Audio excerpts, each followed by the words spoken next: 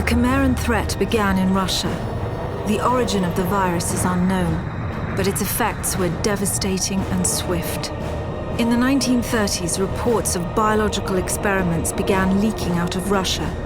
Then reports of villages destroyed overnight. Then entire cities. We feared the Russians had developed a weapon of unparalleled power. The truth was far worse. The Chimera stayed sealed within Russia for over a decade. Then, in 1949, they launched an attack that overwhelmed all of Europe in a matter of weeks. For several months we thought England was safe. But in October of 1950, the Chimera burrowed under the Channel. We had prepared for them, but in 3 months' time, the war was lost.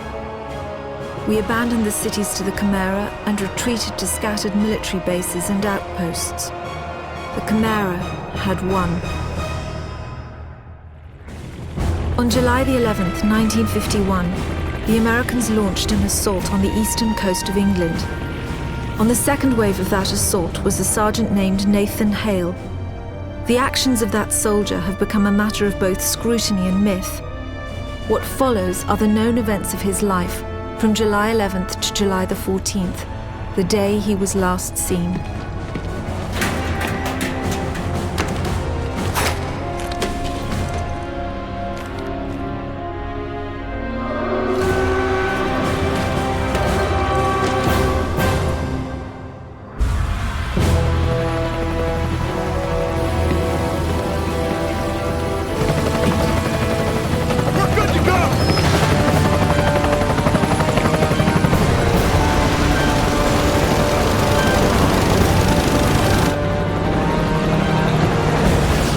Soldiers had no idea what they would soon be facing. The US government had sealed its borders in 1950. Radio waves and newspapers became state property.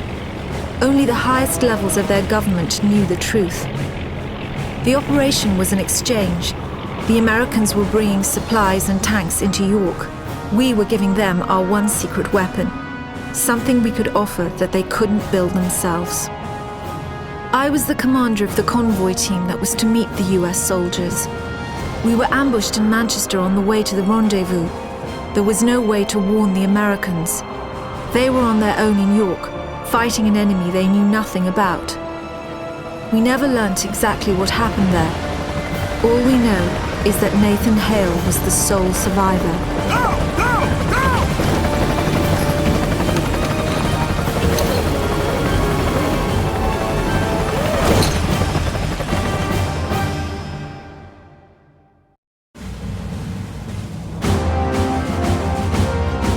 Captain, you seeing this? What the hell is that?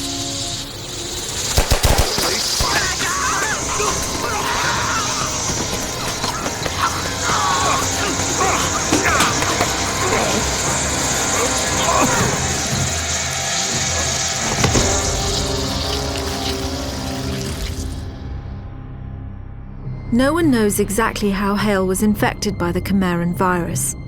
Our only clue is a journal entry recovered from the body of a US medic. It says that he encountered a number of comatose soldiers in a dry creek bed. One of the soldiers, a sergeant, suddenly woke up.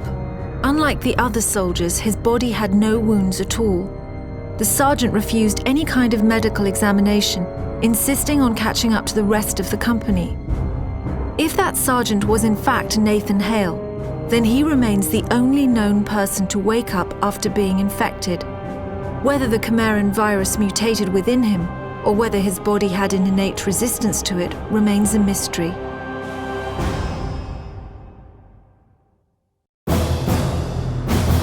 The Americans regrouped at an abandoned bus depot in southeast York.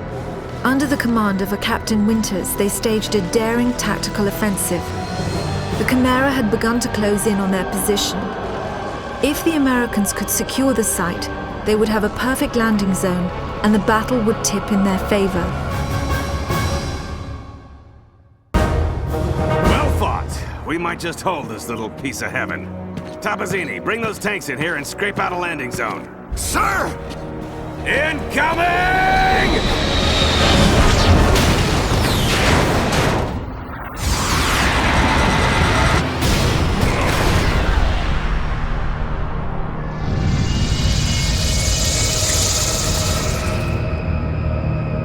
We know from the craters that the Chimera ended the battle by launching spires. There is no defense against a spire attack. By the time you see them in the air, it's already too late. After impact, the spires release swarms of crawlers. Literally thousands of them can come from a single spire. Whole cities have been infected in minutes. After the crawlers have done their work, the Chimeras send in carriers to collect the dormant victims. The role of the carriers is to transport infected humans to conversion centers. It's at these locations that the Chimeran creatures are born. Hale was brought to a conversion center in the town of Grimsby. My convoy team and I were imprisoned at the same location. We had been captured uninfected, so we were put in makeshift pens until they could infect us.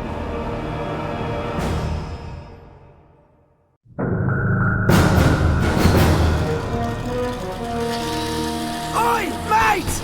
Over here! Over here! Help us! Get us the hell out of here! Hey! Over here! The console! Shoot the console! Bloody hell! Thanks for that. I'm Parker. Hey, Sergeant Hale, 1st Rangers. An American. We thought the Chimera stopped all of you in York. Chimera? Those creatures. Oh, you jammed it.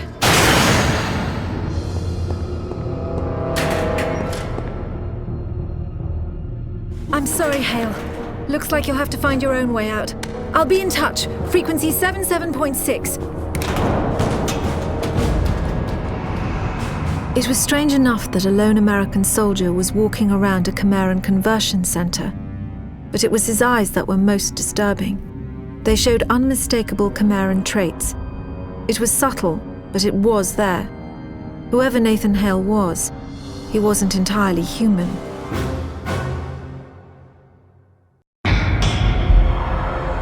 The conversion center was built on top of an old fish cannery.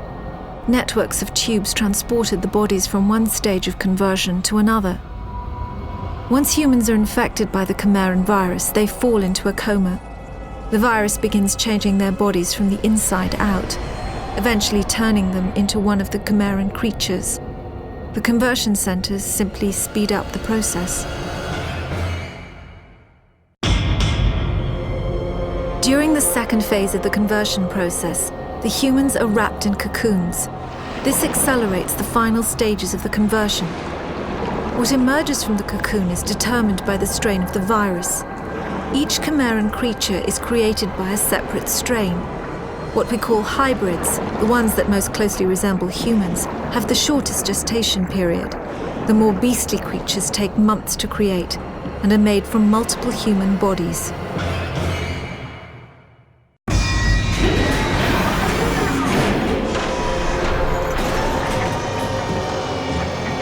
The final stage of the Chimeran conversion process is known as the birthing chamber. The cocoons are opened and new Chimera are born. In the case of hybrids, a cooling apparatus is fused into their bodies. The Chimeran metabolism is roughly 12 times that of humans. This results in remarkable healing abilities, but also raises their body temperatures significantly. Without the cooling apparatus, the hybrids would overheat and die.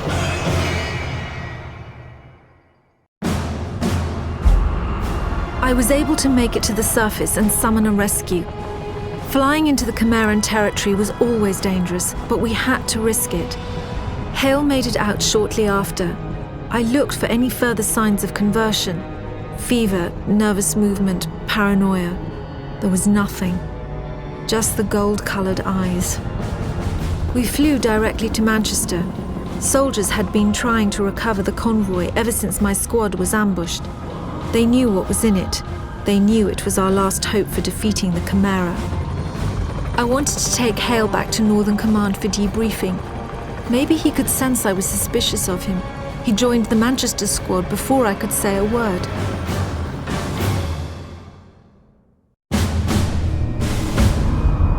The convoy was stranded on the west side of Manchester. The site was guarded by stalkers, so the only route in was on foot. A radio message from Hale's squad said they were entering Manchester Cathedral. The cathedral was a field hospital during the war. It was abandoned in a hurry and still had some supplies and ammunition.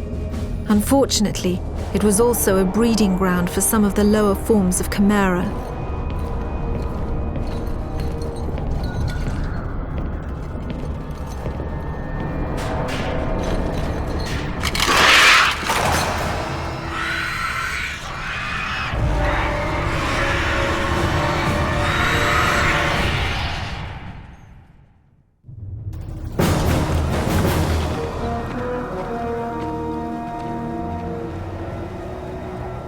Hale, mate, you alright? Get in here! Captain Mitchell's squad had located the convoy. Unfortunately, stalker sightings in the area made immediate recovery impossible. The stalker is one of the Chimera's most feared weapons. They move quickly and fire anti-aircraft missiles with deadly accuracy. The technology used in the stalker remains one of the most intriguing and frustrating mysteries of the Chimera. Mitchell had been fighting a losing battle most of the morning, holding out until reinforcements arrived. Meanwhile, the Chimera kept coming. To everyone on the ground, it seemed the convoy was all but lost.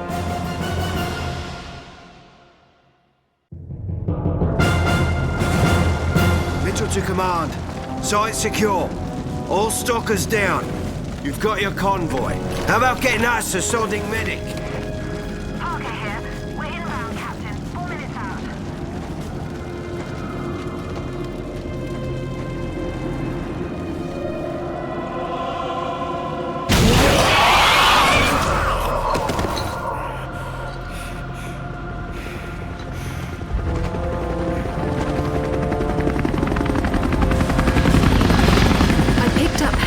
The mission. I had seen him approach the containment cell on the convoy. The cell had 14-inch lead walls, but even so, given Hale's condition, I didn't want him anywhere near it. With the stalkers gone, we were able to airlift the cell back to Northern Command. The exchange with the Americans would have to wait. We were about to execute a very risky offensive operation. The Chimera had been using a network of underground tunnels to attack undetected. The tunnels formed a nexus in Nottingham, and if we sealed them off, we would at least briefly have the upper hand.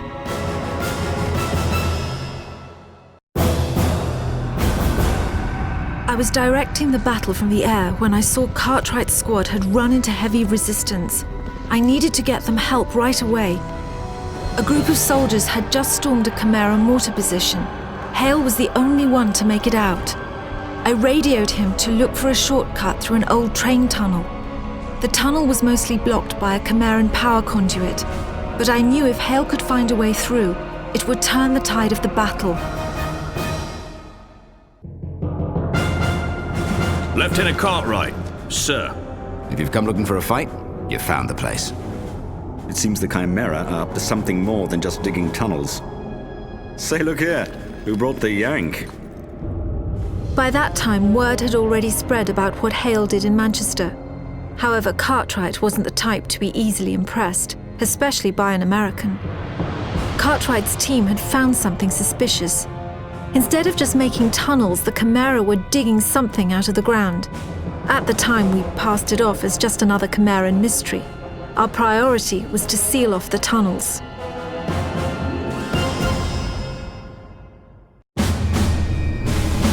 The Nottingham operation was a success. I sent the troops back to Southern Command for a well-earned rest. I was taking Hale to the Intelligence Division at Northern Command for debriefing. I radioed Northern Command on our approach. No response. As we landed, I could already sense the worst. The whole place was deathly silent.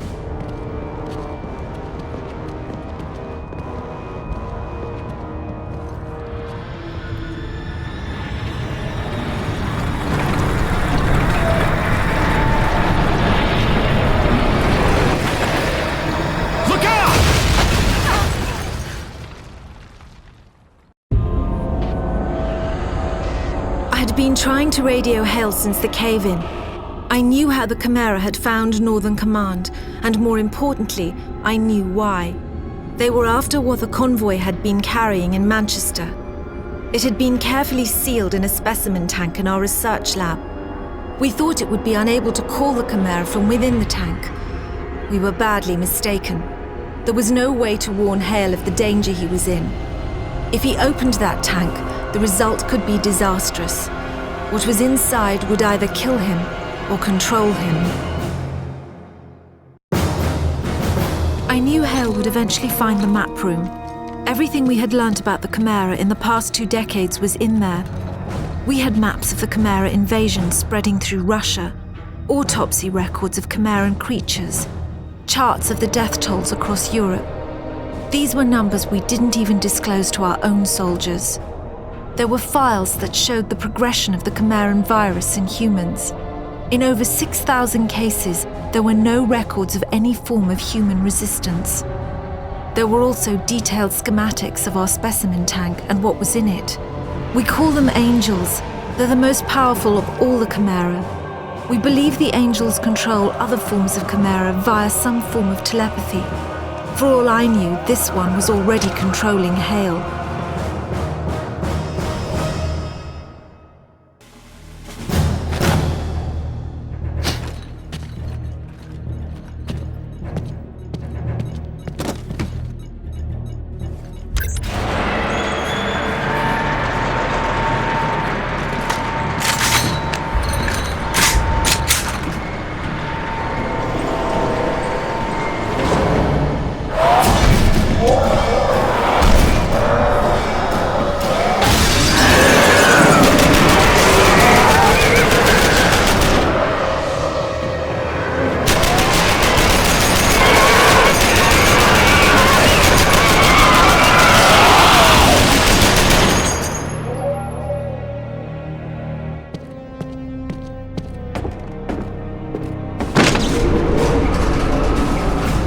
I'd almost given up hope of him surviving when I saw Hale coming up in the lift. I could tell from his face that he had found the angel. There was no point in asking. If he was alive, then the angel was dead. Hale was starting to show more effects of the conversion process. His movements had the unnatural quickness of the hybrids. Judging from the bullet holes in his uniform, he had acquired their healing capabilities as well. We had tracked the Chimera leaving Northern Command to a gorge in Somerset. Cartwright led a squad of soldiers after them. It had been 2 hours since he had reported in. Hale volunteered to go after them. I expected he would locate Cartwright. There was no way I could have imagined what else he would discover in that gorge.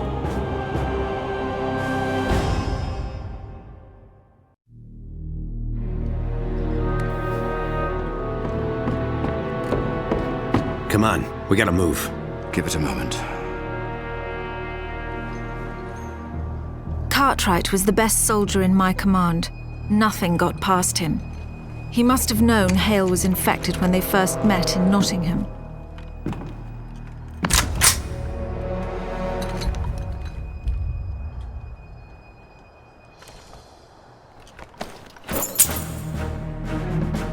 Fortunately, Cartwright never cared too much about the small stuff.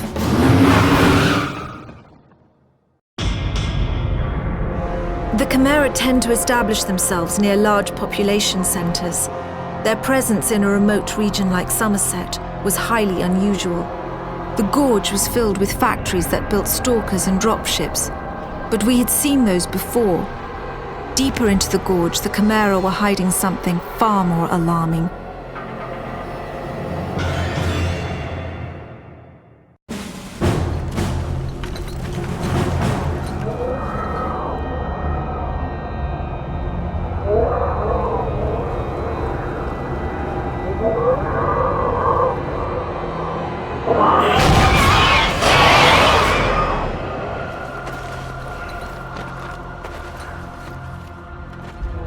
Are you all right?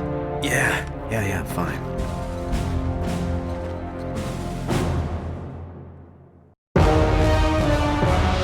Hale and Cartwright had discovered the key to the entire Chimeran strategy. The tower they found had not been constructed, it had been excavated. That single fact changed everything we knew about the Chimera. Leaving Somerset, they must have noticed the power conduits radiating from the tower behind them. We believe this discovery is what inspired Hale's fateful actions later that day. The drive to Southern Command would have taken at least an hour, time enough for the Chimera to launch a strike force.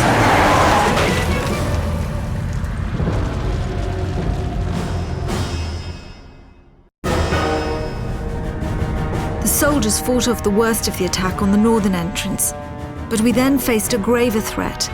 The Chimera had infiltrated the hangar on the south side.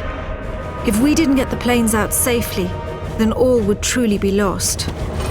Get to the hangar! Make sure all the transports get out!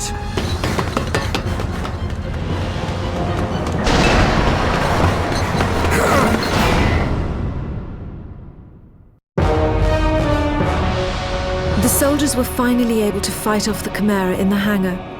We ferried the survivors up to a rendezvous point in Cardiff, 20 miles west. I stayed at the base to finish loading what supplies we could. Chimeran Goliaths were already approaching Southern Command. A spire attack seemed inevitable.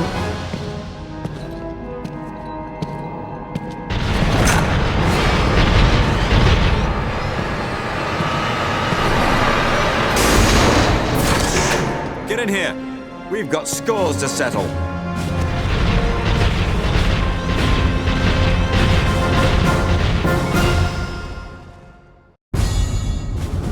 Southern Command was lost.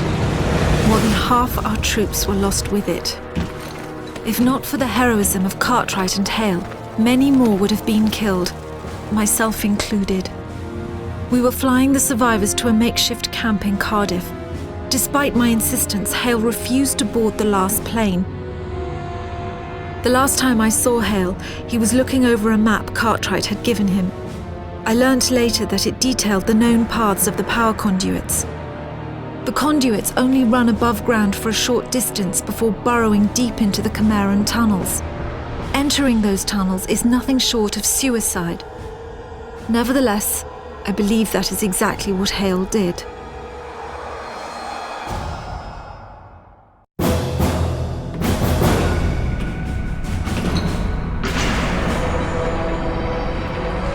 We believe Hale followed the Chimeran tunnels for several miles, finally reaching a major conduit junction. This would have led him directly into a Chimeran tower. The tower was most likely what we now know as C3. Each tower is named for its relative position in the conduit network. C3 is only 12 miles from the center. It would have been exceedingly well defended.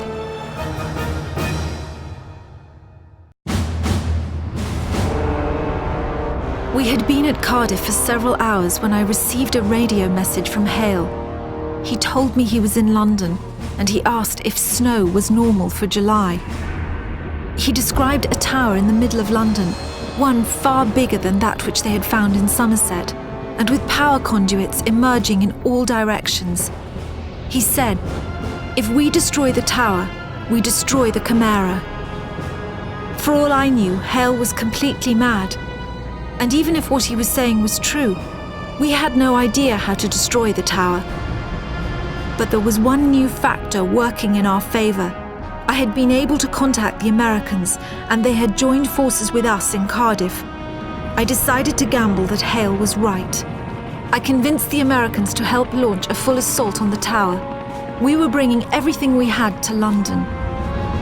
I was counting on Hale to clear out a landing zone. If he couldn't take out the stalkers, the mission would be over before it began.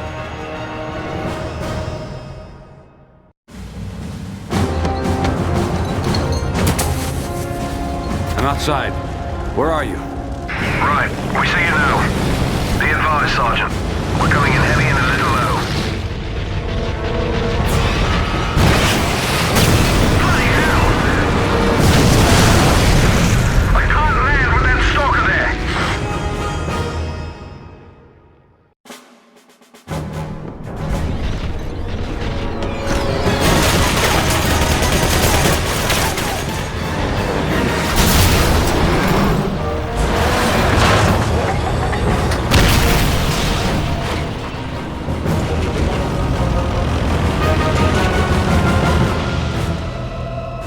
Forces arrived in London nearly unscathed.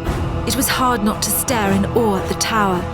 We had only fled London 6 months earlier, and now it was almost unrecognizable. The whole city was covered in snow. I knew the Chimera thrived in cold weather, but it was hard to fathom how they might actually be altering the climate itself. The power conduits, the snow, and the tower had to be related in some way. There was no time to think about it. Their armies were already guarding the tower, and more would be coming. We set the tanks up in assault formation and started across Tower Bridge. The last tanks were crossing the bridge when we saw Goliaths approaching from behind. We had to destroy the bridge before they caught up to our tanks. Hale and a few other soldiers took up defensive positions while the charges were being set.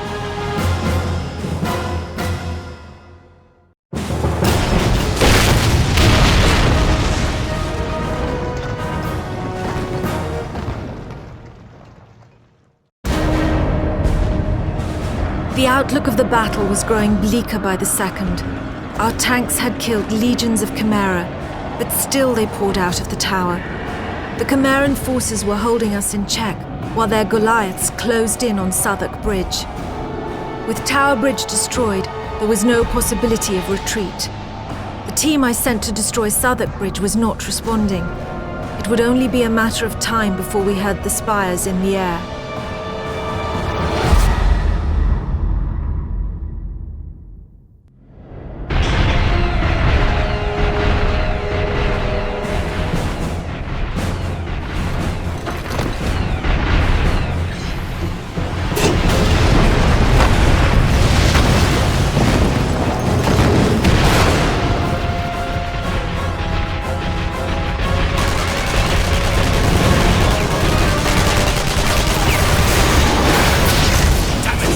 Could have used that. I know. I was only trying to disable it. Let's go. We have to catch that Goliath.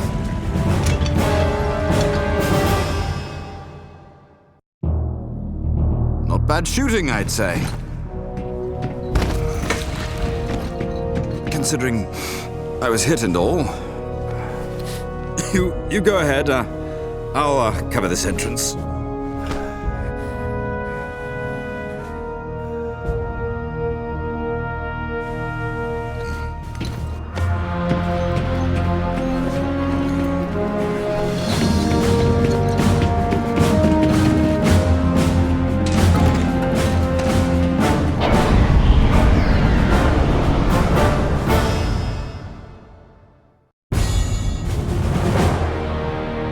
We were losing the battle outside the tower. The few tanks that remained would soon be overwhelmed by the seemingly infinite hordes of Chimera. Our only hope lay with the few soldiers who had managed to infiltrate the tower. It was up to them to find a way to destroy it from the inside.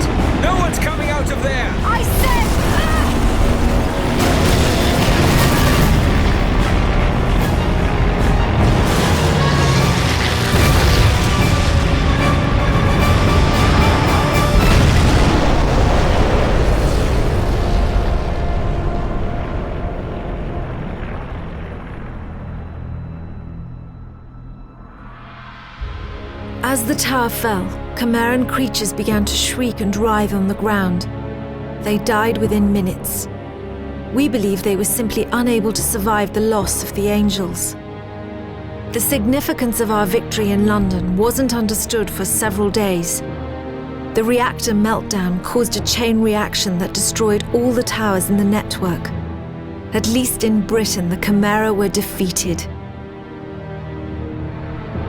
We have investigated the ruins of 5 towers so far. As we attempt to reverse engineer the complex technologies we find, the mystery of the Chimera only deepens. With combat subsided, the soldiers have been searching the rural villages for survivors. So far, we found 921 hiding in bunkers and basements, 78 of them children. Cartwright's youngest daughter, Angela, was among them. As for Nathan Hale, his body was never recovered. He was presumably incinerated inside the tower. The American military lists him as killed in action, July the 14th, 1951. A part of me still believes he might have escaped somehow. I even thought I heard his voice on the radio just after the tower exploded. I'll never know for sure.